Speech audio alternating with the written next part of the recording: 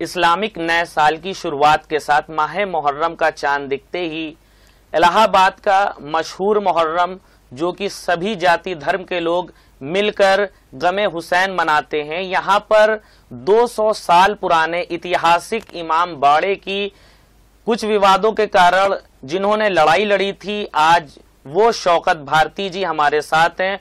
शौकत भारती जी, आपका बहुत बहुत स्वागत है। पिछले दिनों आपने एक बहुत बड़ी लड़ाई लड़ी, तो आपकी जीत मुकम्मल हुई और ये जीत होने के बाद ये पहला मुहर्रम पड़ रहा है। आपके इमाम बाड़े पर क्या तैयारियां हैं? बहुत अच्छी बात आपने की कि जीत तो मुकम्मल हुई और इस लड़ाई को लड़ना आसान नहीं था। पहली बात तो ये समझ लें, इस लड़ाई को लड़ने के लिए मैंने डिस्ट्रिक्ट एडमिनिस्ट्रेशन से लेकर प्राइम मिनिस्टर तक अप्रोच किया।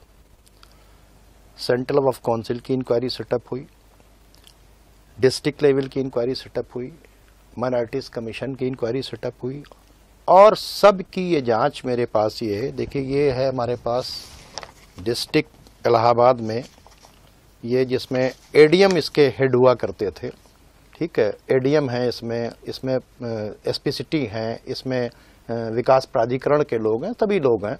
और इसमें मैंने ये साबित किया है कि इसमें खुद एडीएम ने जो कमेटी है कि इमामबाड़े 200 वर्ष पुराने इमामबाड़े को गिराकर उसके अस्तित्व को ही समाप्त कर दिया गया।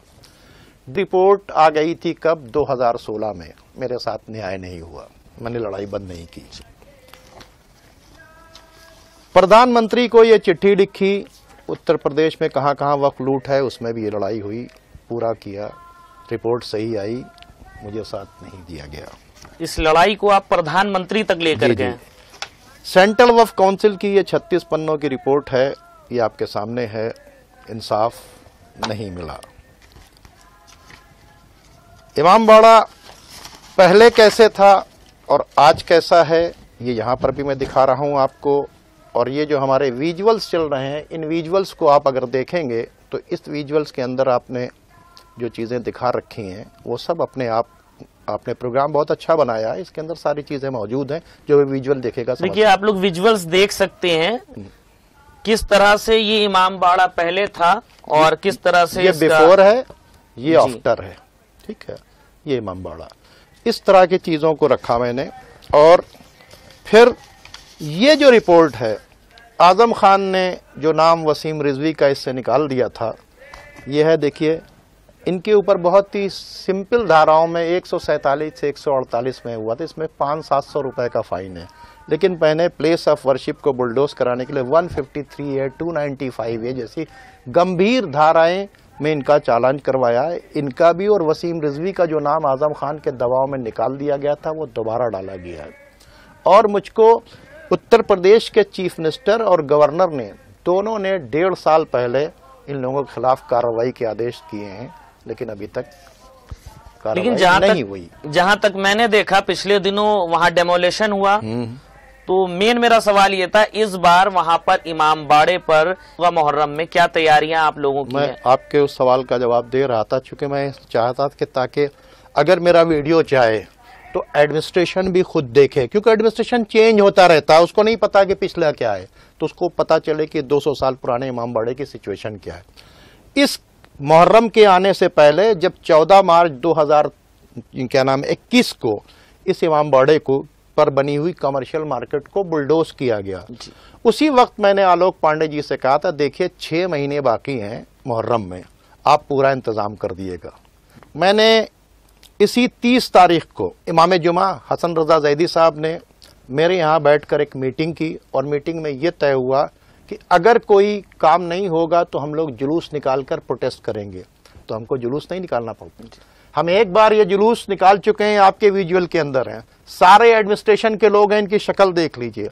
हमने स्पॉट पे धरना दिया था, ये काम हम करने जा रहे थे कि फौरन वहाँ के ऊपर 1 तारीख से कार्रवाई हुई। और कार्रवाई करने के बाद वो जो बिल्डिंग थी उसका जो मलबा था उसे तोड़कर डंप कर दिया गया। पहले 24 फीट इमामबाड़ा नीचे हो गया था, यानी इमामबाड़े को ग्राउंड से इन लोगों ने क्या किया था, शिफ्ट करके फर्स्ट फ्लोर पर ले आए थे। ग्राउंड, बेसमेंट और फर्स्ट तो आप बताइए कि 24 फीट पर जाया कैसे जाता। आलोक पांडे जी, मेरी उनसे बातचीत हुई कि भाई जितना मलबा है इसको इसी में डंप कर दो। इस वक्त की जो पोजीशन है कि 4 फीट ऊपर है इमामबाड़ा। अब आप बताइए कि ये जो मुहर्रम शुरू हो रहा है कल से पहले, कैसे लोग उसके ऊपर चढ़ के जाएंगे। और ये जो एडीए ने काटा है ना नीचे पिलर्स, उसके अंदर बड़ी बड़ी सरिया लगी हुई है नीचे। जी हाँ जी, मैंने खुद देखा, मैं वहां पर कवरेज में मौजूद था और आलोक पांडे जी से भी मेरी बात हुई थी, तो उन्होंने कहा था ये हम लोग डिमोलेशन कर रहे हैं, आगे इमामबाड़ा जिस तरह से यहाँ चलता था वैसे ही चलेगा। अच्छा, 4 फीट मलबा हमें और चाहिए। अगर 4 फीट मलबा नहीं मिलेगा, आलोक पांडे जी ने ये बातचीत कही और इस बात को मैंने एडीएम साहब से भी कही, डीएम साहब से भी कहा कि भाई वहां पर नगर महापालिका की तरफ से जो ये घरेलू मलबा होता नहीं, घर वगैरह, गंदगी नहीं, जो घर वगैरह तोड़ते हैं, इनकी ईंट वगैरह लाकर इसको रोलर चला के इसे बराबर कर दें। इससे क्या होगा, किसी के पैर में कोई सरिया भी नहीं लगेगा, किसी को सेप्टिक नहीं होगा। और यहाँ के ऊपर 68 दिन तक ताजिया रखा रहता है। कितने दिन तक? 68 दिन तक। ठीक है। अब आप बताइए, वो मार्केट के बीच में है, कोई आकर वहां पेशाब करने लगे और इधर लोग मस्जिद में होंगे तो लाइन ऑर्डर होगा। तो इस तरह से बहुत गंभीर स्थिति पैदा हो सकती है। कोई असामाजिक तत्व वहां जाकर ताजिए को डैमेज कर दे या कुछ कर दे, तो आप बताइए कि सिर्फ इलाहाबाद के लेवल पर मामला नहीं होगा। ये मुहर्रम चल रहा है, जंगल की आग के तरीके ये बात होगी कि इलाहाबाद के इमामबाड़े के अंदर ये हो गया और यहां से लेकर दूर तक बातें फैलेंगी। इस बात को इस बार भी, यानी एडीए के वीसी से लेकर, एडीएम से लेकर, डीएम से लेकर, एसएसपी से लेकर, मेयर से लेकर सीएम तक फिर इस बार लिखा पड़ेगा, वक्फ मिनिस्टर को लिखा गया और यहां तक कि शिया ये जो है क्या नाम वक्फ बोर्ड, इसके सीईओ, इनसे बात भी गई है, इनको लेटर भी दिया गया। अब सारी फॉर्मेलिटी अपने तरफ से कर दी गई। आपने पूरा पेपर वर्क किया, सारे अधिकारियों के संज्ञान में मामला डाल दिया है। अब कल से मुहर्रम है जी, मुहर्रम 10 दिन बाद नहीं है जी, कल से है। तो हमारा काम होता है कि हम एडमिनिस्ट्रेशन तक अपनी बातों को पहुंचाएं और एडमिनिस्ट्रेशन को जितना कोऑपरेट हो सकता है उसको करें। लेकिन अगर मीटिंग में दलाल जाते हैं, मीटिंग में वो एजेंट जानते हैं जिनको पता ही नहीं कि शहर की पोजीशन क्या है, या हाँ में हाँ मिलाना जानते हैं। पहली बात तो मुहर्रम से पहले जो मीटिंग होना चाहिए उसमें रिस्पांसिबल लोगों को बुलाना चाहिए, सिचुएशन को समझना चाहिए। इसकी सिचुएशन अगर गड़बड़ होगी तो पूरा मुहर्रम गड़बड़ होगा, बिल्कुल गलत मैसेज जाएगा। तो ये सब सारी चीजें करना चाहिए। हम आज भी एडमिनिस्ट्रेशन को कोऑपरेट करने के लिए तैयार हैं, उनके साथ वो जैसा, लेकिन उनकी भी जिम्मेदारी है कि हम कैसे कायदे से मुहर्रम करें, इसका इंतजाम वो पूरी तरीके से कर दें। डीएम सर ने या मेयर ने आपको कुछ आश्वासन दिया इस मामले पर? डीएम साहब को मैं लगातार कांटेक्ट कर रहा था, लेकिन डीएम साहब का जो फोन रिसीव करते हैं उन्होंने मेरी बात नहीं करवाई थी। लेकिन आज डीएम साहब की मेरी बातचीत हुई, डीएम साहब का फोन आया, डीएम साहब ने कहा कि नहीं, इसको मैं एक सिटी में स्टेट को अपॉइंट करके। आज एडीएम साहब से भी मेरी बातचीत हुई, फिर इस बीच में उनसे मेरे कम से कम 15-20 बार बातचीत हुई। तो एडीएम साहब ने इस बात तो कहा कि साहब मैं इसको एक सिटी में स्टेट अपॉइंट करके बताता हूं कि बैठ के कैसे क्या करना है। तो अभी तक तो सिटी में स्टेट साहब का फोन नहीं आया, अगर आएगा तो मैं पूरी तरीके से कोऑपरेट करूंगा। और मुहर्रम तो स्टार्ट हो गया है, आपको कोई समय सीमा दी गई या आपने कुछ कहा? मुहर्रम तो स्टार्ट हो गया है। भाई देखिए, ये बात तो मैं राइटिंग में दे चुका हूँ। सिर्फ मैं तो एक पीस लविंग सिटीजन हूँ, मेरी जिम्मेदारी है कि मैं क्या करूँ। इसी लड़ाई को लड़ने के लिए किससे लड़ाई नहीं लड़ी। आप सोच सकते हैं कि इतनी बड़ी बिल्डिंग जो बनी थी ऐसा ही नहीं बनी थी। करोड़ों रुपए का जिन लोगों का लॉस हुआ है वो मेरे दोस्त तो होंगे नहीं। और कैसे गिरी होगी 5 साल के अंदर बिल्डिंग, ये भी आप समझ सकते हो कितनी मेहनत करनी होगी। 4 डीएम हमने माइनॉरिटीज कमीशन दिल्ली तलब किया, संजय कुमार सिंह से लेके गोस्वामी जी तक सब वहां पर पहुंचे, एसएसपी वहां पर पहुंचे, एडीए के वीसी को मैंने तलब किया। ऐसा नहीं है, ये लड़ाई छोटी नहीं लड़ी है। और उसके बाद सबको पता है ये नॉन केस है, लेकिन उसके बावजूद भी क्या इंटेलिजेंस नहीं जानती? सब जानते हैं। तो क्यों नहीं इसके ऊपर प्रॉपर नोटिस लेने के बाद इसको किया गया? मान लीजिए अगर डीएम सर ये कहते हैं कि इस तरह का कोई फंड उनके पास नहीं है, तो क्या आप अपने फंड से उसको करना चाहेंगे और किस कंडीशन में? देखिए, मेरी इमाम जुमा साहब से बातचीत हुई थी उन्होंने कहा कि डीएम साहब एक कमेटी बना दें, ठीक है, उसमें उनके कोई अधिकारी हो जाएं और मतलब शहर के शिया संभ्रांत लोग हो जाएं और इसको टेक ओवर कर लें। वो खड़े हो जाएं, फोर्स वगैरह दे दें, हम लोग जो है कंट्रीब्यूट करके उसको सामने से करवा लेंगे, कोई दिक्कत नहीं है। मकसद ये है कि लॉ एंड ऑर्डर डिस्टर्ब नहीं होना चाहिए। दूसरी बात, इमामबाड़ा है, उसकी पवित्रता नहीं बर्बाद होना चाहिए। उसमें जाके पेशाब करेंगे तो तकलीफ हमको भी होगी ना, तो कौम दे देगी पैसा। 50 फीट की बाउंड्री है, कोई बहुत बड़ी चीज नहीं, 50 फीट की बाउंड्री हो जाए, एक बड़ा सा गेट लग जाए, मामला खत्म हो जाएगा। और वहां जो पहुंचने के लिए वो एक अप्रोच तो पहुंचा दें कि कम से कम आदमी 4 फीट कैसे जाएगा। उसमें मान लीजिए कोई एक सीढ़ी टाइप बनवा दें, लोहे की सीढ़ी बनवा के लगवा दें, कुछ ऐसा तो करें कि जो वहां तक आदमी पहुंच सके। कुछ तो करना पड़ेगा। मैं आपकी बात को समझ रहा हूँ। आप पूरी लड़ाई आपने लीगल वे में लड़ी और इस इमामबाड़े के लिए जो मलबे, गड्ढे और रास्ते, बाउंड्री की बात है, वो भी आप लीगल तरह से चाहते हैं। बिल्कुल सही, बिल्कुल सही। इसलिए मैं लीगल तरीके से चाहता हूं कि देखिए, कोई भी शख्स है, उसकी जिम्मेदारी है कि वो कानून के साथ चले। और मैंने इस केस में रूल ऑफ लॉ को इम्प्लीमेंट करवाया, समझ लीजिए, वरना कोतवाली से 200 मीटर के फासले पर यह 4 माला इलीगल इमारत खड़ी हो गई थी। गैर कानूनी इमारत को गिरवा कर बताया कि गैर कानूनी इमारत नहीं बनेगी। प्लेस ऑफ वर्शिप को बुलडोज किया गया। मैंने कानूनी लड़ाई लड़कर 153A 295A लगवाया प्लेस ऑफ वर्शिप बुलडोज करवाने वाली धाराओं को। तो क्या कानून कहता है वो मैंने किया और इसकी कानूनी लड़ाई मैंने पूरी लड़ी। मेरी सिक्योरिटी विड्रॉ की गई, मुझे थ्रेट की गई, मुझको दबाने की कोशिश की गई, मुझे लालच दी गई करोड़ों रुपए की, लेकिन मैं किसी तरीके से नहीं टूटा। और मैं एक मैसेज देना चाहता हूं, अगर सच्चाई के रास्ते पर आप चलेंगे, और मैं इस वक्त वो एडीएम सिटी जो यहां नहीं है, मैं उनका शुक्रिया अदा करता हूं पुनीत शुक्ला जी को कि उन्होंने कहा गलत नहीं होगा, मैं जब तक हूं। आज वो नहीं है, एक अच्छा ऑफिसर था, मैं उन्हें याद कर रहा हूं। क्यों याद कर रहा हूं? अभी एडीएम साहब ने मुझसे कहा, एडीएम साहब ने जो अभी करंट है, इन्होंने भी मेरी मदद की है जो इस मामले को, यानी जो मलबे को हटवाने के अंदर। अब फिर मैं एडीएम साहब से कहूंगा कि आप इसको फिर से करवा दें, बड़ी अच्छी बातचीत होगी, हम लोग याद रखेंगे आपको। एक चीज अभी आपने कही कि जब वहाँ इमामबाड़ा स्थापित होता है तो वो 68 दिनों तक लगातार वहाँ पर इमामबाड़े पे लोगों का आना जाना लगा रहता है। देखिए, मुहर्रम शुरू होता है मुहर्रम की पहली तारीख से, बल्कि चांद रात से, क्योंकि पहले ही ताजिया सज जाते हैं, ठीक है, और 8 रबीउल अव्वल को खत्म होता है। ये तो हर एक अधिकारी को पता होगा, क्योंकि जो गाइडलाइन आई है वो 68 दिन की गाइडलाइन है। डीजीपी साहब की जो गाइडलाइन है, जिससे कंट्रोवर्सी पैदा है, तो वो 68 दिन की है, उन्होंने खुद मेंशन किया है। तो उन 68 दिनों में इमामबाड़े में लोग जाएंगे।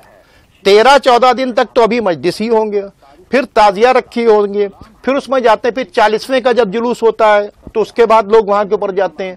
तो ये मुहर्रम जितने दिन तक मनाया जाता है, जितने दिन तक ये मुहर्रम है, उतने दिन तक वो सारे इमामबाड़ों को आदमी जाएगा, आएगा वहां के ऊपर। वैसे तो जाता है 12 महीने, लेकिन ये 68 दिन जो है, इसमें कोई ना कोई वहां के ऊपर पहुंचता है। तो इन 68 दिनों के अंदर कोई इंसिडेंट हो जाए तो क्या एक छोटी सी जिम्मेदारी। आज हमसे अच्छी बात की डीएम साहब ने कि अगर नहीं कुछ होता है तो मैं एक बैरिकेटिंग लगवा दूंगा पुलिस की। हमने कहा बहुत अच्छी बातचीत है, पुलिस की सिक्योरिटी बैठा दीजिए, कोई रास्ता निकाल लीजिए। अब अगर ये बैरिकेटिंग लगाकर कोई रास्ता निकाल देते हैं, जैसा आपने फंड की बातचीत की, फंड की बात कर रहे हैं, तो फंड हम लोग अरेंज करवा देंगे, करवाने के बाद हो जाए काम, अच्छी बातचीत। अच्छा, महापौर अगर चाह लें तो क्या वो इस काम को कर सकती है? क्योंकि जहां तक मैं जानता हूं, महापौर जी का निवास स्थान भी वहां से बहुत, वो बहादुरगंज में रहती हैं, ठीक है, उनको भी मेल किया जा चुका। अभी परसों मेरी बातचीत हुई, मैं तो एक तो रेगुलर उनको फोन कर रहा था, उनका फोन पिक नहीं हुआ। मैंने इसलिए उनको फोन करना चाहा कि ताकि एक डेलीगेशन के साथ उनके साथ बैठे। मैंने उनको फोन किया तो कह रहे हैं कि आप एप्लीकेशन भिजवा दीजिए, मैं मेल नहीं चेक करती, कितने मेल चेक करें। तो ये कोई जवाब नहीं। पहली बात तो आपको कि भाई आप हमें टाइम दें, हम मिलेंगे। आपके पास बहुत से फंड हैं और आपका पड़ोस भी है, आपके जो क्या नाम है पति हैं, वो वक्फ मिनिस्टर हैं, वक्फ की संपत्ति बर्बाद हुई है और जिसके वजह से लॉ एंड ऑर्डर को खतरा हो सकता है। तो जहां पर लॉ एंड ऑर्डर को खतरा हो सकता है वहां महापौर जी अपने फंड से भी उसको करवा सकती हैं। हम सब उनके आभारी रहेंगे। एक अच्छे माहौल में बहुत अच्छा लगा कि आपने जितनी भी लीगल फॉर्मेलिटीज थी, जहां जहां दरवाजा खटखटाना था आप गए, सबसे गुहार लगाई। और मैं भी एक अपील करना चाहूंगा प्रयागराज की महापौर जी से, क्योंकि आपकी कार्यशैली का पर्सनली मैं खुद कायल हूं। आपने बहुत अच्छे काम किए हैं और इस काम को भी आप करती हैं तो एक बहुत बड़ा समाज सिर्फ आपकी इज्जत जो करता है उसको बहुत बड़ी खुशी मिलेगी। और कहीं ना कहीं ये आप मेरी समझ से एक सवाब का बाइस भी बनेगा। मेरा एक 20 सेकंड का एक मैसेज है महापौर जी को मैं कहना चाहता हूं, डीएम साहब को कहना चाहता हूं, एडीएम साहब को कहना चाहता हूं, नगर महापालिका के और जो अधिकारी हैं नगर निगम के उनको कहना चाहता हूं, ये मुहर्रम है, ठीक है, ये पर्व नहीं है, ये दुख के दिन है। किसी को दुख मनाने दे दें, उसके लिए अगर कोऑपरेट कर देंगे तो दुआएं पाएंगे और अच्छा लगेगा। और हम लोग कह सकेंगे कि हमारे डिस्ट्रिक्ट में उस पीरियड में फला डीएम साहब आए थे, फला महापौर जी थी, एडीएम साहब थे, इन लोगों ने इस समस्या का समाधान बड़ी खूबसूरती से कर दिया। तो मैं चाहूंगा कि ये सब लोग इन समस्याओं को हम लोगों के साथ मिलकर बैठकर इसको हल कर दें। जी, मुझे पूरी उम्मीद है कि बहुत जल्द इस समस्या का समाधान डीएम, महापौर या किसी भी तरह से इस समस्या का समाधान होगा, क्योंकि ये गमे हुसैन है और इस गमे हुसैन में सभी लोग शरीक हैं।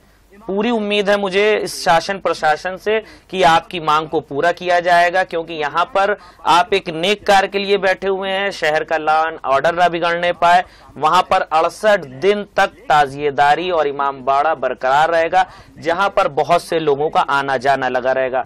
वहां आने वाले जो भी श्रद्धालु होंगे, जिनकी अपनी आस्था है, वो सभी धर्म के हो सकते हैं, सभी जात के हो सकते हैं, किसी भी शख्स को कोई परेशानी ना हो। और वहां पर कोई बैड एलिमेंट्स अगर कुछ गलत करे उसके लिए रोकने के लिए वहां पर बैरियर, बैरिकेटिंग, जो भी व्यवस्था हो सकती है उसको सुचारू रूप से कराया जाए।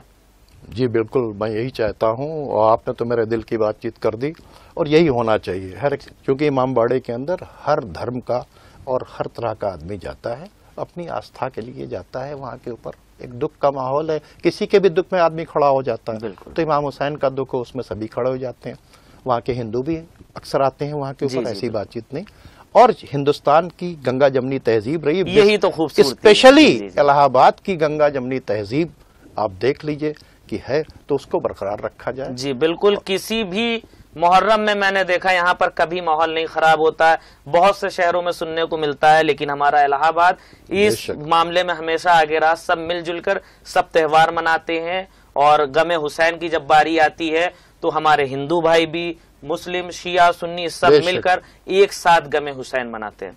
जी जी बिल्कुल बिल्कुल, बहुत बहुत शुक्रिया कि बहरहाल आपने मुझे वक्त दिया। बहुत बहुत शुक्रिया हमारा कि आप जैसे के साथ हमारा यहाँ पर एक मसले पर बात हुई जो बहुत ही फिक्र करने वाला मामला था। जी जी जी, क्योंकि एक ऐसा इश्यू है जिसपे हम लोगों को बात करनी ही चाहिए। बहुत बहुत शुक्रिया। जी बहुत बहुत शुक्रिया।